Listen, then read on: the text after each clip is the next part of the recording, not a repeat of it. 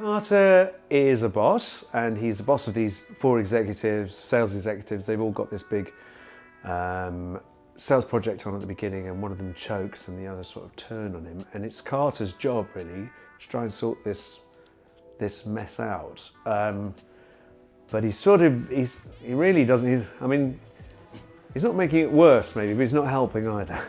But he's not the nicest boss necessarily. I don't know. I disagree. I mean, I think he's doing his. This is one of the things I loved about it as a piece. He's not the. Carter's not the villain. He's. He's never been bullied. He doesn't understand what it's like to be bullied. His attitude is, give as good as you get.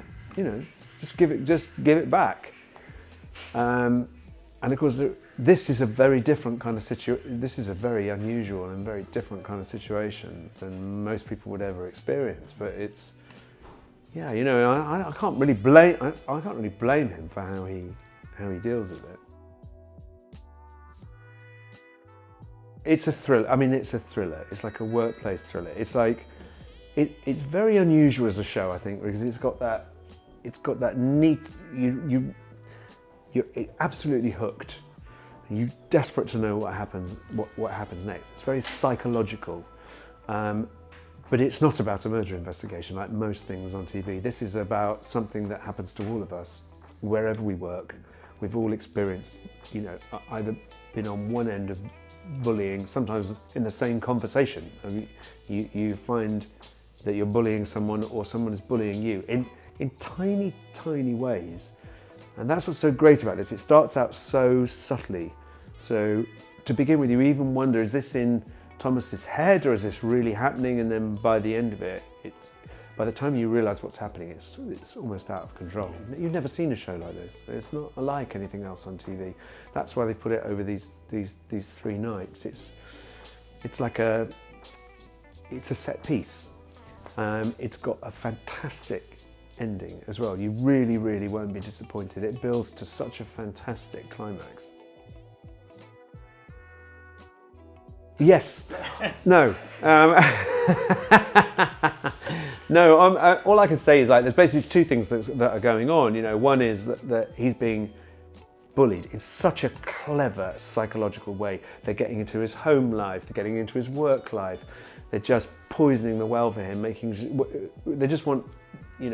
Because of these redundancies, they want to push him out, and at the same time, these redundancies are looming. People are going to lose their jobs, and the unstoppable force is about to meet the immovable object. I just loved filming it. It's in the 3rd episode. It's in the climax scene of the 3rd episode. Is it going to give away too much of the story? I lose it basically. I really, really lose it, and it was so much fun to do. And I end up. There's this beautiful ship in my office that I've been built with my dad, and that I just stamped to pieces.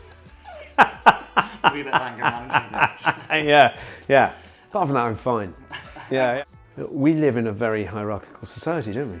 And I think this is one of the moods of the time. Is we're questioning every single hierarchy that exists. We're questioning the authorities that run the country. We're even questioning the authorities at work, and what they call these microaggressions. This is what this is really about. Is this, this sort of new idea really of microaggression, these tiny little things that can mount up to big things, and they're so small they appear almost invisible, but they're just as deadly as the big stuff.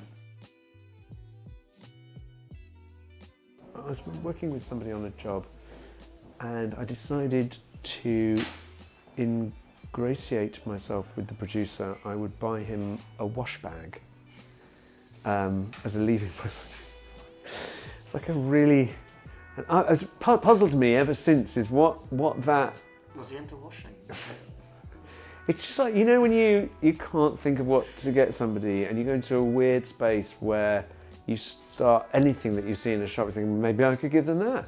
Was it at least a good one? It was a really good wash bag. Yeah, it was like a, you know, it was like a Burberry wash bag. That's haunted me ever since, because I kind of think, first of all, it's just so creepy to buy a present at the end. Like, and I ended the job, so it wasn't like it was going to do. What was he going to do? I'd like to retire me again, because when you know that actor that bought me a wash bag, I'll get him. But it's such a weird thing to buy. It's like a sort of, you know, what am I saying? You know, I'm gonna take you away somewhere. You know, pack your toothbrush because you could be in luck. I mean, what is there? But it's also too personal a gift to buy somebody. Buy somebody a bottle of, you know, buy somebody a bottle of spirits, or buy them a wash bag. That's the weirdest thing. But it was because he was such an important producer, and I got in the grip. That's like in this thing. In this show, they talk about being in the grip. Is that moment where you lose your confidence, and you're just doing anything to try and get some status back. And I just think, yeah, I think that's the weirdest thing. I just randomly bought a boss a wash bag in the hope that it would further my career. That was it. Yeah. Yeah, actually worked. And, It actually works. That's the really weird bit of the story.